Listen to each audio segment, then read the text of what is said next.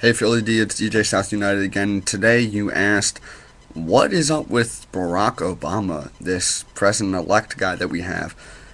Um, you brought up a good point that is he going to be the second Bush? And I think that the answer to that question is yes, he is. Now, I'm not a Republican. I wouldn't even associate with Republicans. But Barack Obama, I truly believe, is going to make a lot of the same mistakes President George W. Bush made.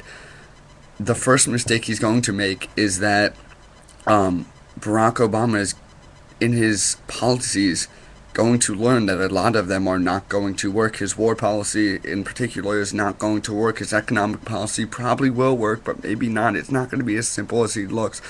I think that the biggest downfall of his campaign, I do not think he should have won the election. I'm not a McCain supporter either.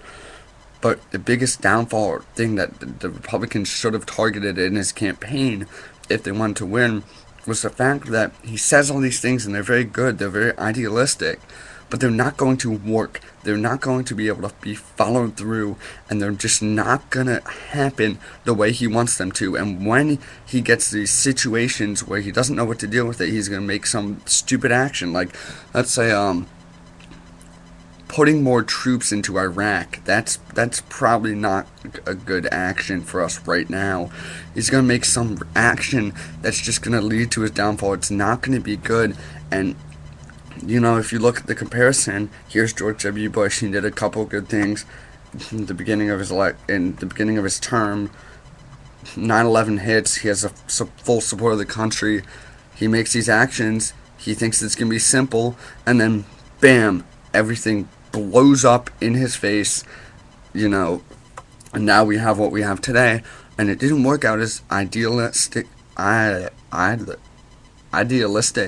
as he wanted it to, and that's going to be a big problem with Obama. I believe that he is very young and not unexperienced, but still has very idealistic knowledges in his head. If we were looking for an idealistic president who could put lots of things in his head and in his words and in his actions, but none of them would work, we would have just made a socialist our next president and had Karl Marx come back from the dead, and then we would have that. But I think that Barack Obama is going to make a lot of disturbing changes, and it's not going to be good for his policy. So that's what I have to think. S6E Phil, thanks a lot. I'm out.